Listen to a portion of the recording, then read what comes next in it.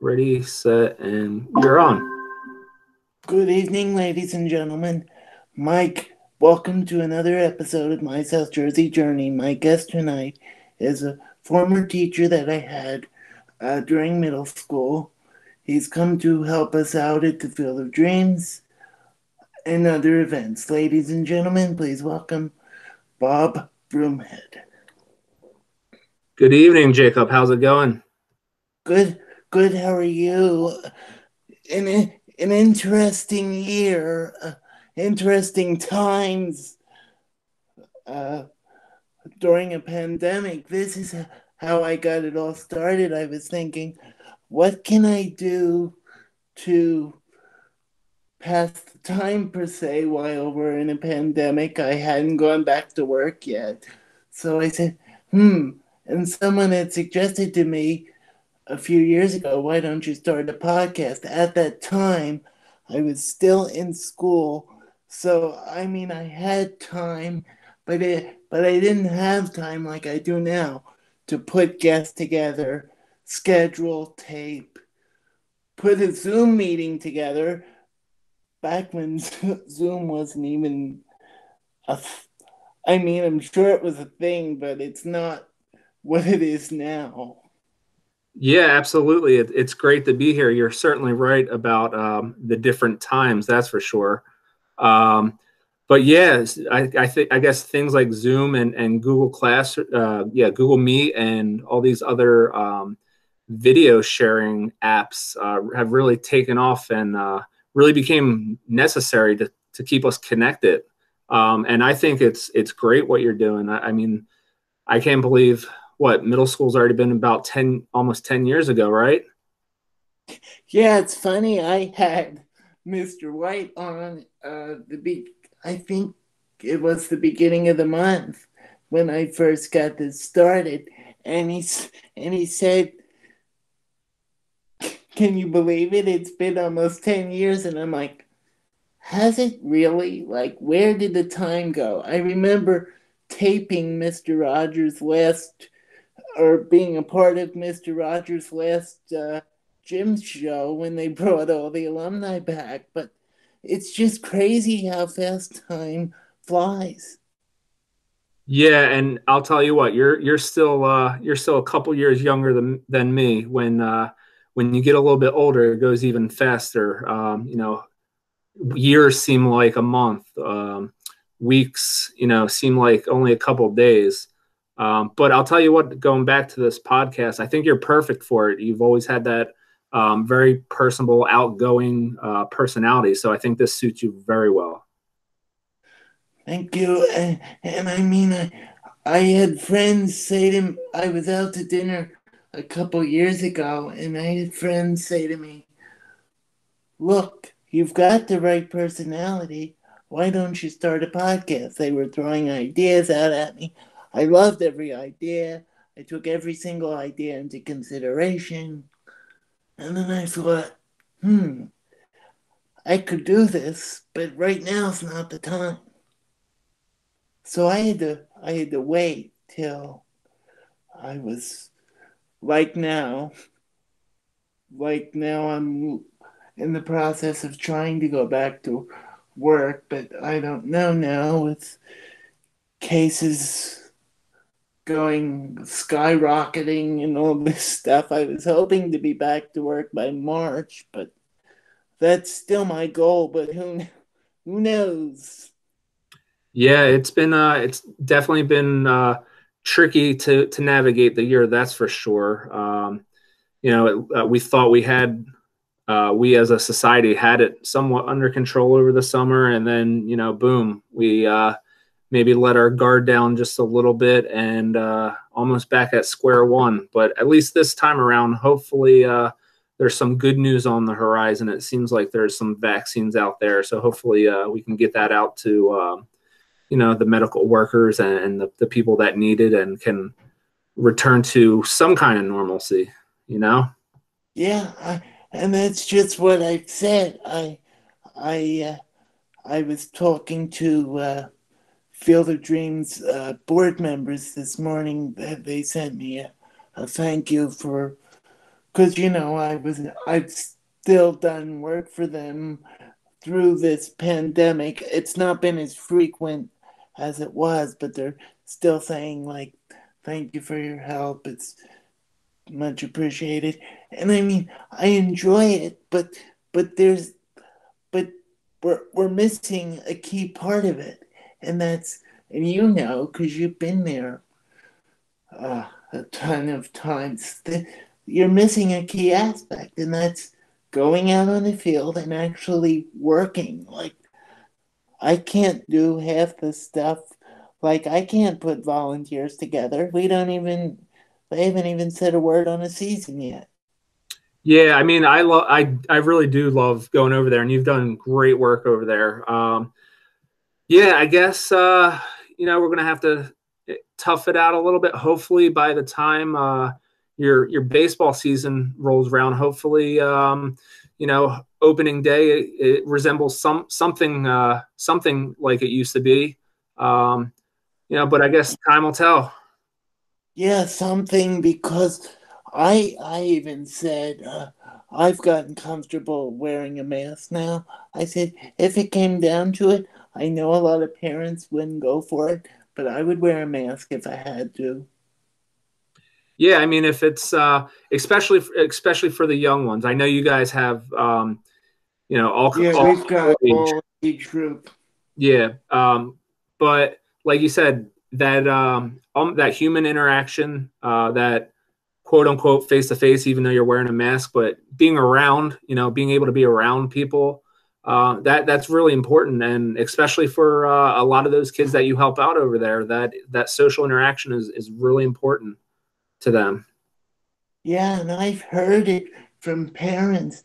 We're missing social interaction, and I go, I know. I haven't done any major events since last February. They've given me events like I did Renault the other day, but I did it all from home. Yeah, it's certainly different. I'll tell you what, even going back to school this year has been very, very different. They have the kids set up in pods, groups of anywhere from 6 to 10 kids, and not even 10 kids really. I think my largest class is 9 kids, and we're fortunate in Absecon that in the middle school our kids get to come in 2 days a week. A lot of schools around here don't even get that 2 days a week where they're in.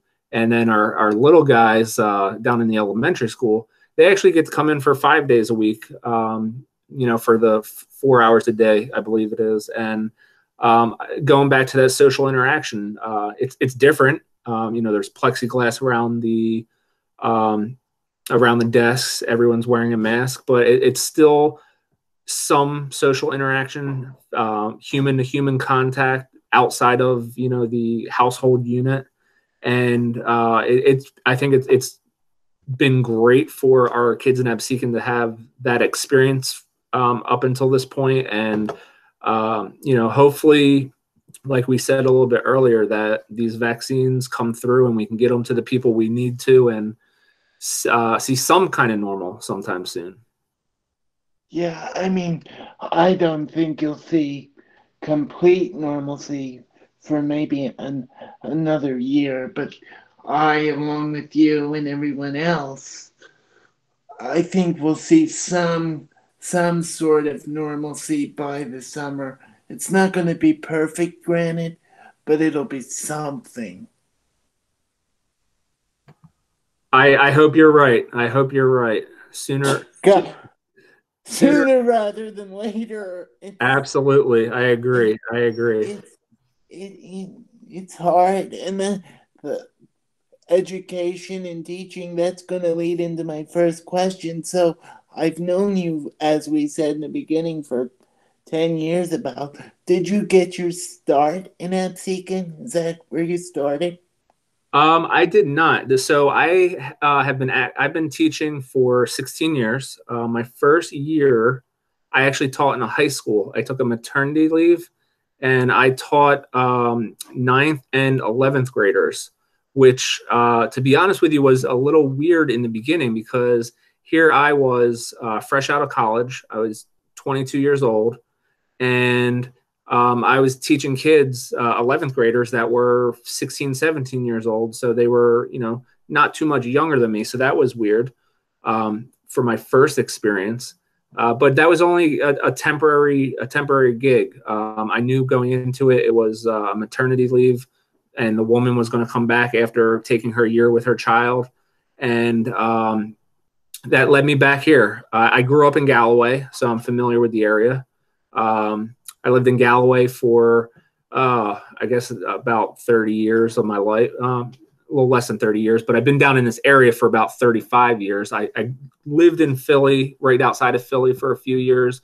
But I was 4 years old when we moved down here. But yeah, so getting into teaching was, I knew in high school I wanted to teach, and I wasn't quite sure what I wanted to teach. I love history, so my initial thoughts were I wanted to be a history teacher. But then I took my first class in college, and to be honest with you, it was really boring, and I just couldn't imagine, even though I love history, doing that for the next 30 years of my life. So I remember sitting in a class my sophomore year in high school, an English class, and the teacher that I had at the time was a pretty big dude, but he just loved the way he just loved his content. And we were doing Shakespeare one time, and he jumped up on top of the heater and just started belting out and acting out. And I was like, you know what? That I remember that story. That seems fun. Let me go down the route of English, and that's where I've been ever since. Yeah, and I mean, like you said, you started ninth and 11th. That's that's hard, and especially if it's not in your comfort zone like you are now with what sixth, seven, what are you now, sixth, seventh, and eighth grade or Yeah, eighth? I've taught all three. For the last, I guess, 6 or 7 years, I've taught only eighth graders. But since I moved to Atlees, I've taught sixth grade, I've taught seventh grade, and now I'm in eighth grade. Yeah, so you bounced around the grade levels. Yeah, so that wow. So you really started at the top and with high school, and then said middle school's more your style, and that's just how it is. Some teachers, I've had, they make an impact on you, and then some of them are just so like boring. It's like I said, how am I going to do this for 30 year 30-ish years? Yeah, and like you hit the nail right on the head. Who knows if I would have had my first course in college be more entertaining. Who knows? I might have went down that road because, like I said, I do, and I still do to this day, love history. But I just feel, the literature especially the literature in language arts and English, really just appeal to me. Right? And grammar and all that follows along. So you grew up in this area, so I'm guessing you went to, uh, well, you said Galloway, so I'm guessing Absegami. I did. I went to Apsagami. I went through all Galloway schools, then went to Apsagami for 4 years. I was blessed with a gift of, I was a pretty decent runner, and as a result of that, I was offered a scholarship, and I went to Rider University on a track and cross country scholarship, and that's where I got my education and English degree. Oh, cool. And do you still coach, what is track? Yeah, it is track. Track and they're two different things. Right, right. One's in the fall and one's in the spring. Yep, you're exactly right. So in the fall we have cross country, and I've been around Absecon's cross country program for about 12 or 13 years. Unfortunately, we didn't have a season this year, but so I do that in the fall. And then I've also been around the track program in Absecon um, maybe for 11 or 12 years, a year or two less than I've been involved in the cross country program. And like you said, that is in the spring. And, going back to hoping for some kind of normalcy. Hopefully, we get a spring season this year. But yeah, it is different. Cross country is more of long distance endurance. In middle school, it's a mile and a half. In high school, it's a 5K, which is 3.1 miles. And then in college, for men's programs, it's 5 miles, and for women's programs, it's I believe it was 3.8 miles. So it definitely steps up. Whereas in track, track is kind of a mix of everything. You have short sprint races like the 100, the 200, and the 400, and you have some distance races like the 800 and the mile. And then also in um, middle school, they offer field events are shot put, discus, and long jump. So it's a bit of a variety. You can a lot of people think of long running for a long time period as a punishment. So if you're that type, then maybe track is more your style, your speed, and there's more options there for people to try.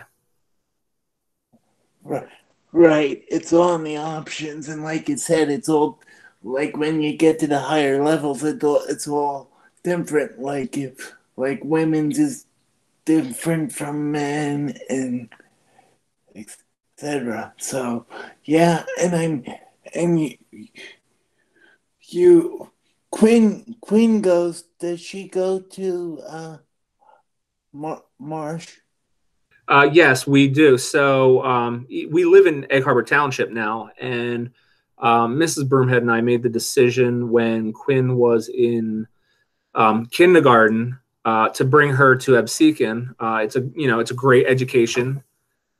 It's also full day, whereas the kindergarten in Egg Harbor Township at the time was only half day. And once she got there, met the teachers, went through kindergarten, made some friends. She loves it there, so she's still there now. She's in second grade, so she's been there since kindergarten. She loves it, and great. It's a great place to be. Like you said, and I can attest to this, being a part of the education in Absecon, I feel as though I got a very good education there to lead me to step as a stepping stone for whatever my next steps. And I went on to ACIT and did well there. I actually was one of the first special ed students there, so I really opened some eyes and opened some doors Yeah, for special. yeah, that's awesome. I mean, leave it when you were getting ready to leave us. We knew you were going to be successful. And I was nervous in the beginning, but I was looking forward to the next chapter, and that for anyone that's either in your classes that are listening to this, uh, the next chapter, it's hard, but once you get used to it, get used to a schedule, you'll be all right. I mean, I was fine. I mean, the first couple of weeks of freshman year were a little hard because I had to get used to a very large building in there. That's huge. I went there like I had a meeting August before my freshman year, and I looked at that building and I said, "That building's humongous." Yeah, it's just a little bit bigger than Martian Atlas, that's for sure. But I'm glad that you're, that message is exactly what we try and instill in our kids. And if it worked on you, which obviously you adjusted, you became successful, and Absecon, the students in Absecon have a unique opportunity because a lot of them. When you're talking about that new beginning and how it can be, um, change can be a little scary, a little different until you get used to it. Well, Absecon students, they get that a little bit earlier because, we have kids that go all over the place from, you know, Atlantic City, Pleasantville, ACIT, Charter Tech, the Prep, Alma, Hamilton. I'm probably missing a few, mainland, Ocean City, but they really branch out, and I think it really helps prepare them, as you kind of mentioned, like for the real life. Yeah, because I mean, getting yourself prepared, and then I opened some doors for myself. I did some work for the kids for the plays, and I did some work on that end, and I told some of the drama teachers that what my backgrounds were in, and then they used me to what I told them I could do, and then I helped them out, and I told and I gave it my all for 4 years, and sometimes they will ask me, "Can you come back and do this or judge this?" Or a lot of times I say, "Yeah, I'll do it," and it's fun because I'll see alumni that I knew when I was there, or so it's nice in that aspect too. And like you said, it's all about, like you said, Absecon has a ton, seemingly, of options for high schools because they could basically go anywhere in Atlantic County, especially with all the options with choice and, you Yeah, know, yeah, exactly. What you said, the different choice programs and different private programs. There's a lot of options, and if you really think about it, it's beyond Absecon too. Any kid out there that might be listening, or even just a message, you got to find what works for you, what's best for you, and take advantage of it. Like you said, put yourself out there, get involved. All right, those are the things that are going to set you up for success in life. yeah. And so I've had a couple teachers on here, and I'll ask you because the opinions are all different. Um, Pros and cons of teaching virtually and in person and all of that because it's Yeah. So that's that's a tough question. Um, Definitely, I prefer teaching in person. You can gauge a room better. You don't have someone just logging in and who knows if they're there or not. I've had mixed um, experiences teaching virtually. Um, it's easier to stay on top of kids when you're teaching them in person every day.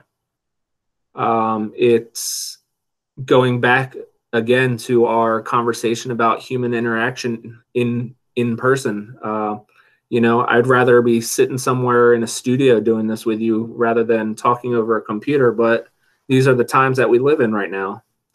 Um, yeah, yeah. So it's tough. Virtual, okay. So virtually, I guess one of the advantages, to be honest with you, is if a lesson is pre-recorded.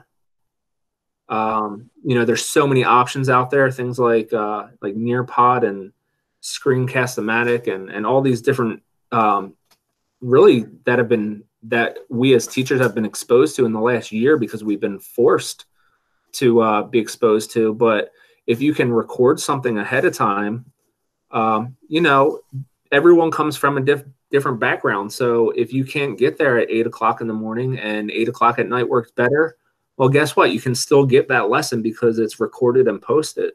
So I guess in terms of, whatever your schedule is at home, as long as you're willing to put in the time at some point during the day, you can work around it. So that would be an advantage of virtual. But like I said, for me, I'm a fan of kids sitting in my classroom and having that human interaction, that discussion, reading between the lines.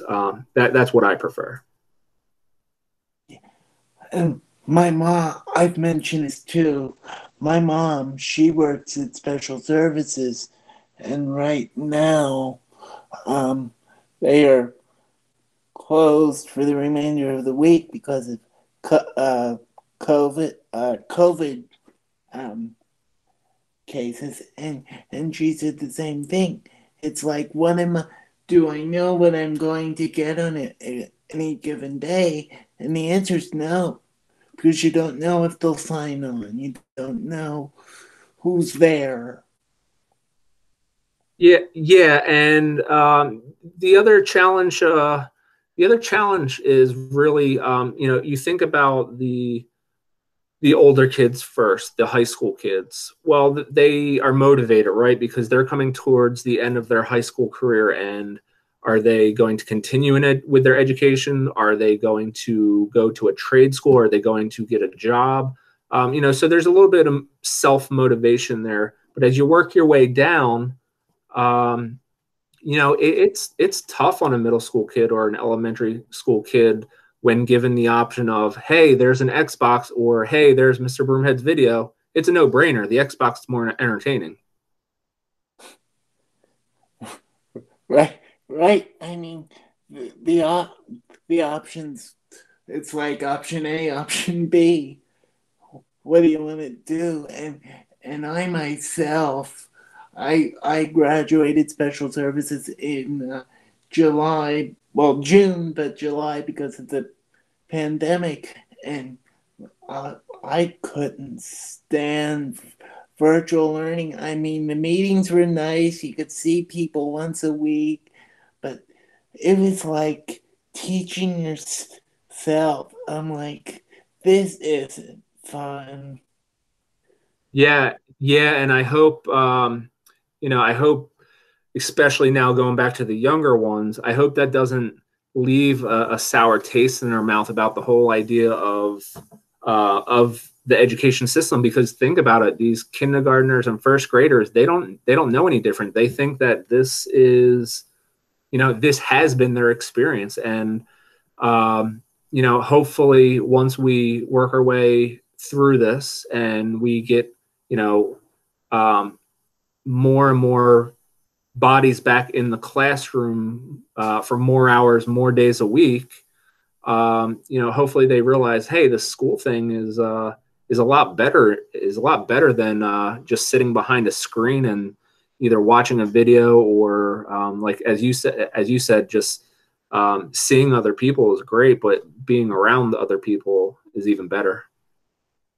And that's going to lead into my next question. I was reading Absekin's reopening plan, and I guess, when did it come out? August? Yeah, we took a very proactive approach about it. As I said earlier in the broadcast here, our younger kids, our pre-K through fifth grade kids, they're in 5 days a week for 4 hours, and it's important for those kids because there's a lot of development in reading and writing that takes place, especially in those younger years, that preschool, kindergarten, first, second grade. Um, so they're in 5 days a week, and then our middle schoolers, they have they have two different options.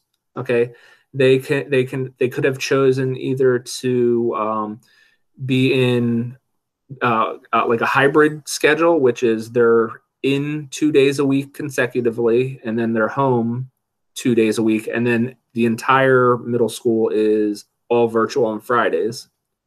Or they also had the option to be an all virtual student. So, so since your classes, since you only have nine in a class, how do you do that? Do you have a in-person period and then you have a ugh, I can't get it out. Virtual period. Yes. So the way that my individual schedule works out, it varies from teacher to teacher, subject to subject. But in language arts and math, we see everyone every single day. So when you are an in-person learner, you're in my class at some point between 8 o'clock and 11:45, and I have them for 70 minutes. So I have like three classes from pretty much 8 o'clock to 11:45. Then what happens is I eat my lunch, and then after my lunch, I have two virtual groups. I have the all virtual group, and then I have a group that's at home for that day. So it's a bit of a it took a lot of getting used to for the teachers, I believe, too. But like I said, I feel fortunate that we're able to have kids in our building because I know there's a lot of places that unfortunately aren't able to. Yeah. And and so on those all virtual Fridays, you're teaching from the building, I would presume.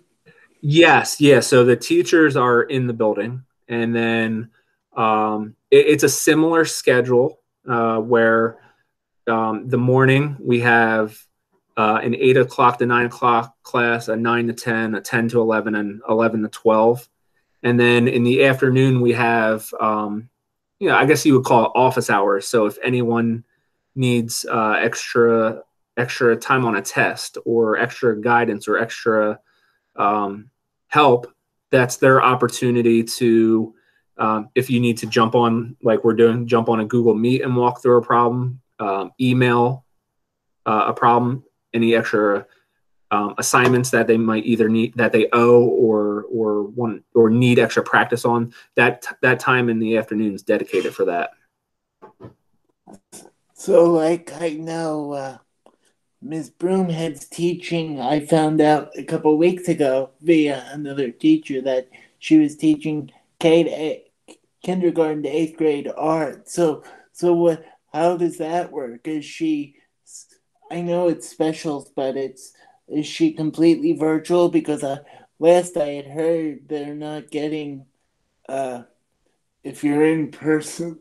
Excuse me. Say if you're in person, you're not getting like specials as you would if it were a normal year.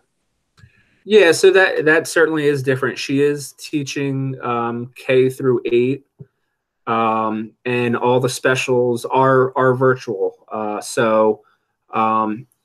That's it. I think that's hopefully instilling a little bit of independence in our students that they now have some independent responsibility to complete these specials at home. I know Mrs. Broomhead does a great job with um, uh, making their recordings, their video recordings, but trying to make it feel as if you were in her classroom as much as possible, walking you through step by step. Same thing with Mr. Shoulder. He posts workouts for the kids, and same thing Mrs. Ramirez and in music. So it is different. I think that they have a lot on their plate because now you're talking about 700 to 800 kids. But our special areas teachers are top notch. They're some of the best teachers we have in the entire district. So they're doing a wonderful job. So so yeah, especially art, gym, Spanish. You're you have the whole district. Yeah, they are doing a wonderful job because that's not easy. And I was talking to Mr. White a couple of weeks ago. He's teaching fifth grade, and Sap's teaching ES ESL. I think he's said. Yeah, I said, wow, that's a big turn for both of them because he's not used to teaching fifth grade and she's not used to teaching ESL. yeah. So they're really calling on people to step up, and people are teaching in different spots. Like as you said, Mr. White is a fifth grade teacher. Miss Sapp is teaching ESL. We had one of our STEAM teachers, which used to be one of our special areas. She's teaching fifth grade just so that they can keep the numbers down. So it's been, they had to kind of juggle some personnel around so that we can keep the numbers down. But I mean, like I said before, everyone's stepping up, whether it's Miss Sapp going down to the elementary school to teach ESL, or Mr. White stepping in to do fifth grade. All right, we talked a little bit about comfort zone earlier. Talk about being out of your comfort zone. They've been teaching gym for quite a while, and to move into a classroom teaching a different subject is quite a jump. So everyone's really had to kind of pitch in, do their part, and they've really stepped up to the plate. So I remember reading in the reopening plan that they were considering looking at the second half of the year. What have they made? Is it still going to be the same as it was from September to now? Well, that it was the plan, but unfortunately, over the last, I guess, really month and a half, where we've seen these spikes, I think they've had to put that on pause, and they're going to have to reevaluate. I think after come like the end of the second marking period, reevaluate what's really possible at this point, or at that point, I guess, before they make any kind of decisions. Yeah, because you want the best for the kids, but you want the safest at the same time, and that's what's hard because you don't, like we said, you don't know what the next day's going to bring. For all we know, I hope we don't go this way. I'm not saying we will, but they're saying another possible shut down again. I wouldn't want, nobody would want that, but I hope things calm down, people wear the masks, and things, you know, get somewhat better so we can get back to some form of normalcy. It's like, I know you're a big sports fan, as am I.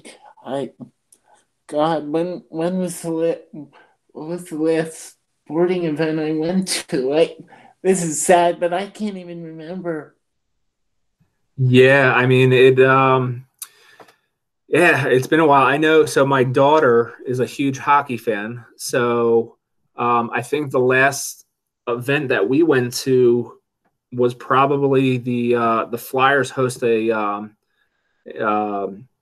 the Flyers Fight for Lives Carnival. The Flyers Wives and Girlfriends host it, and that was, I believe, in February. And we went to that. But prior to that, yeah, you're talking probably, you know, the year where we at 2020. So probably, yeah, about this time last year even is probably the last time been to any kind of sporting event. Yeah, I mean, I I think I the last event I worked was in Philly in February. I had stuff planned for March. They had given me a schedule. They go, you go here in March. We have a fundraiser in April. I said, okay. And then, boom, the pandemic hits and we have to cancel everything. And they're talking, when do you want to reschedule this? How does 2022 sound? I go, oh no, I don't want to reschedule it another year, but we have to do what we have to do. Yeah, yeah. Everyone's hopefully, like you said,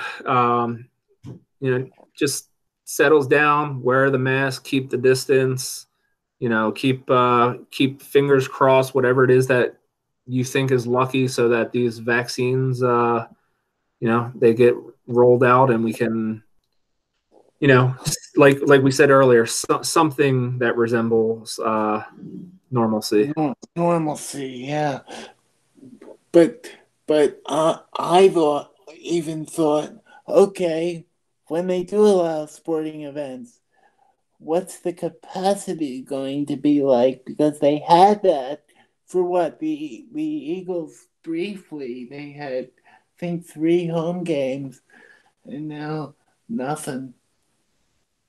Yeah, so that will certainly take a little getting used to. And if you take a look around the country, really, you have to be careful, because I think it stinks, that there, you can't go to an Eagles game. But look, if you look around the country, places, you know that had, such as like in Florida or Texas, that had these large crowds, and then you look at their numbers, maybe it was the right time to back off and try and mitigate some of the spread as much as possible. And when it starts back up, it'll be a slow process, but I'd rather, and I think most people would rather get to that point to be able to start that process, rather than you know keep taking steps back.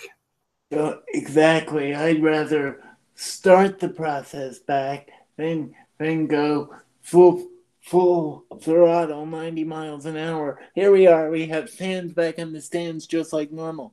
No, start it slow, and then we will hopefully get back to where we were. Next question. I just thought of this. Lip sync. That's obviously not going on this year. Yeah, unfortunately, we weren't able to pull that off. Especially with all of the indoor limitations and restrictions. Hopefully, we can revisit in the spring. If not, then maybe we look, and it'll obviously be different. But everything about this year has been different. Maybe we try and do some kind of virtual thing where kids send in a video of them lip singing, and we can throw it together for them and put it out there. But for now, unfortunately, and I know that's something that everyone loves, it's had to be put on the back burner for now. Yeah, and while we're on the subject of judging and putting shows together and whatnot, I had ACIT contact me and go, would you like to do Mr. They have a Mr. Red Hawk, like there was, what was it, Mr.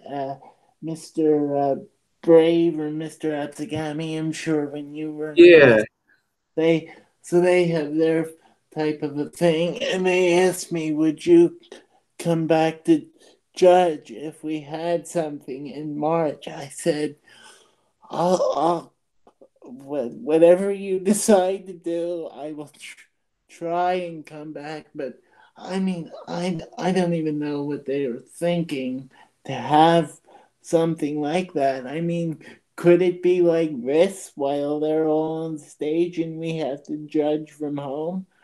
I could do that, but I think that would be a little hard. Yeah, yeah. Who knows? Who knows? But like we've had to do this year, we have to kind of adapt and Overcome. yeah, yep. So, I guess from March on, you were teaching March on this year, but last school year you were teaching from home, correct? Yes, that's correct. So we close the last day of for kids was March 16th, and the reason that I know that, and I'll have it in my mind for probably for the rest of my career, is we were home. March 16th was the last day with kids. Then the teachers were allowed in on the 17th to kind of get things together that they needed to take home, and we were kind of unsure from there. We were hoping it was 2 weeks, then we were hoping it's a month, and obviously time went on longer and longer. Well, fast forward a few months, and we were allowed a few at a time in June.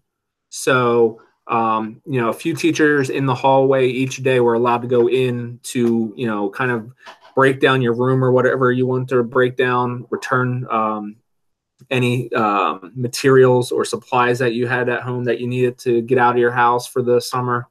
And I remember going in June to clean up my room a little bit, and my agenda from March 16th was still on the board. What we did that day. Wow, wow. Now, you're right. That'll be something that'll forever be in your head because that things that remain the same. And like you said, we were thinking, oh, this will only be 2 weeks, and then 2 weeks passes on, and then it turns to months. Yeah, it was really really different time, that's for sure. And it's not something that anyone, whether you're a student, whether you're a first year teacher, whether you've been teaching for 20 years, it's not something that you could have ever really prepared for. No. And I remember speaking of being back in the building, I remember watching part of eighth grade graduation because they put it on the local channel here. And I remember, were the teachers allowed back in the building for graduation? Like, I was a little confused with that. um, so the eighth grade team, what we were allowed to do, and again, it was, we had to be away from each other. But we were allowed to go in, and you probably remember the awards ceremony. We recorded the awards ceremony ahead of time, and then it was part of the presentation that night. Oh, like the athletes award ceremony. You did your piece, your pieces. Yeah, but a sign of the times. I mean, anything new on the agenda? Anything In at school. or at school? Just in general, you up to anything new? Um, no, not too much. My daughter keeps us busy. That's our focus point right now. For a while there, I was playing street hockey, kind of retired from that. But really, it's my daughter that keeps us busy, running around, different dance classes. She is another one that loves and wants to get back in the street hockey. And I was thinking when I when I asked you if you wanted those tickets because no, I was thinking who could I give these to, and I checked. I thought about my own family members. I'm like, they're not going to use these. And passing them, passing them down, and I'm going. who could I give these tickets to? And then I saw something that Miss Broomhead posted that Quinn wanted to get back into ice skating or something, and I said, you know what? I'm not going to ask another trivia question. I asked a question. They got the answer. The woman that got the answer right was a friend of mine on Facebook. She said, "I'll take the tickets." Then she said, "Oh, my grandchildren, they're busy." Blah blah blah. So we had to keep. I had to keep playing until somebody got it. Nobody got it. I had to send the question to a Facebook group just so I could give 4 tickets away. I'm like, these tickets aren't going to sit here and look pretty. Yeah, she's I we told her about it, and she's looking forward to getting out there and getting on the ice. I heard it's a great setup. Yeah, it's a very nice setup. They showed me virtually on Zoom Friday because I did a couple check-ins, and it's a nice setup, but the ice was not ready. Yeah. And I'm glad I sent you a message when they had showed me, the ice is not ready. No, it's not. You don't even have ice laid on the rink. Yeah, yeah, that's I mean, but that's another hopefully cool outdoor thing that people can get outside and enjoy for now, you know? Yeah, and Colby Cohen, one of the former hockey players, he's got a big to do with that over there. They have bands. They have, I think, a restaurant or something. Yep. I said I would go over there when the weather gets nicer or something because it sounds like if they say what it is, it sounds like it could turn out to be something nice. Yeah, they I know they have a nice setup over there in the summertime, even into the fall. Actually, with Mr. White, quite a few times we went over there to golf. Their golf course is really nice too, and it looks like they Yeah, were doing a nice job there with, like you said, the music and little outdoor restaurant type area. yeah, and it's and it's nice to see too that you know people want to bring, as we've said a few times during this, some sense of normalcy to this seemingly year that no one could have ever predicted. I remember thinking 2020, it's going to be a great year. And then sure enough, the pandemic happened. But yeah, Renault is one of the nicer complexes I've seen. Yep, absolutely. I mean, yeah, Renault is, and it's funny.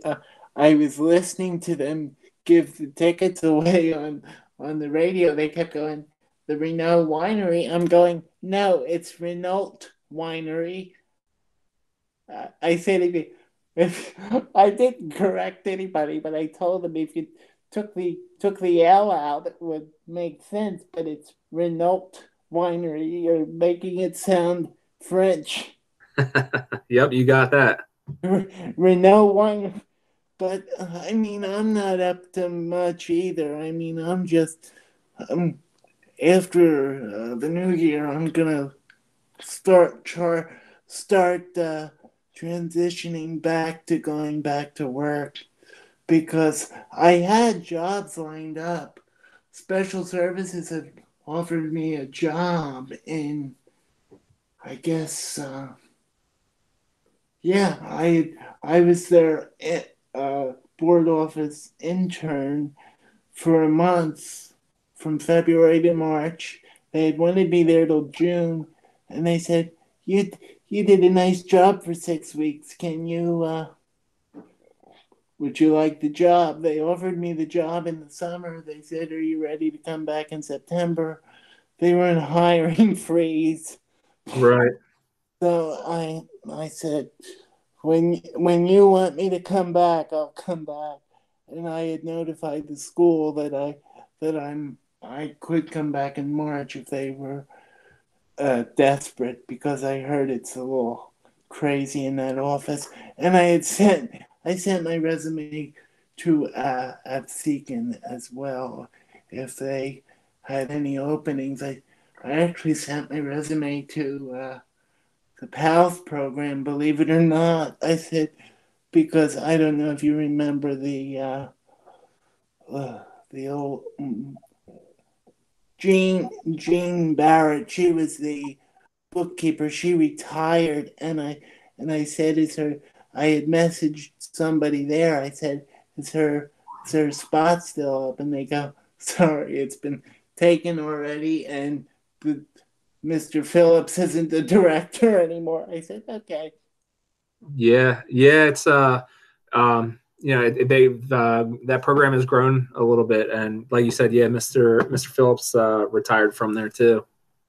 Yeah, it's just funny. I was contacting somebody from the program. I actually contacted Mrs. Morrison and somebody else from the program. They go, "Oh, he's not even there anymore." I said, "Oh, okay, I'll I'll start looking elsewhere." Yep. It's just funny, like I wouldn't think to message somebody else. Is her spot still open? No, it's been taken. And I heard the library isn't even there anymore either. It's a, what is it? A STEAM lab? Well, yeah, so let's see. I guess it's been a couple things since you've been there. So, there's the Marsh Library is the total library now. So all the books are down in Marsh. And because of the current circumstances, I think they might actually even be using it as a classroom. Um, but then when you walk in, or when you go in the Atlee's entrance to the left there, well, at one point it was the library, another time it was the computer lab, and yeah, now it's a STEAM lab. So, and unfortunately, again, because of the circumstances, there is no STEAM this year, so they have music class instead, because the STEAM teacher is filling in, helping out, teaching a fifth grade class so that they can keep the numbers low and have them in there all every day of the week. Oh, cool. Oh, wow, because I never had music when I was in Atlee's. I only ever had it with, what was her? Oh, Miss House, K to fourth grade, and then the music stopped. But I guess they had to bring it back for this year to replace that special. Yep, yeah, that's exactly it. They had to fill in for, hopefully, again. I mean, music is awesome, but hopefully, if we return to whatever the new normal will be, they'll get back into Steam, because that's kind of the way of the future, that integrating that science and technology in there. Yeah, and tech ed, that's not a thing anymore. Right, right. Yeah, that's kind of filtered into the Steam program as well. Oh, so it's all sorts of things. Okay. I Wow. Oh, I know I've been gone for a decade, but a lot's changed. It has, it has. So I think that's just about it. Yeah, I think I got through all my. Awesome. Yeah, man. Let me just tell you again. I'm glad that we got in contact, and it's great to catch up and talk. And I'm glad that we did this. I appreciate being your guest. Thank, thank you, because, like I said, it's like I I have guests, but I have to they constantly. Can we change the date, so then I have to go in my Google, Google Doc and fix who's coming on this. I mean, it's not hard, of course, but I mean, people ask me for dates and they go, "Can we change the date of this?" And I'll go, "Okay," and then it's hard filling the spaces back in once they give me a date if I gave somebody the date already. Yeah, but hey, it's some good experience for you. You know, if this is a field that you're interested in, that whole scheduling and rearranging schedules to fit other people in. So you've done a great job with it. It wasn't easy at first, but I think I got it down pat pretty good now. Yeah, so before I here is my problem with Zoom was I couldn't this I had interviewed somebody 2 weeks ago. I set the meeting up to record, and the whole and either I didn't push, I forgot to push record or something, but it only took the first 30 seconds of the meeting. I'm Uh, like, are you? I'm like, oh my God, what did I do? Or is the computer not working? Because that's frustrating. yeah, yeah. Well, that's part of the learning process, right? It's part of your learning process. So, Yeah.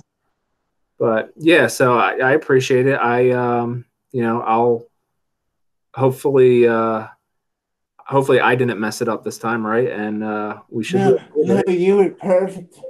If you know of anyone that would like to do this, I know Miss Broomhead had said she wanted to be on here, but then our dates had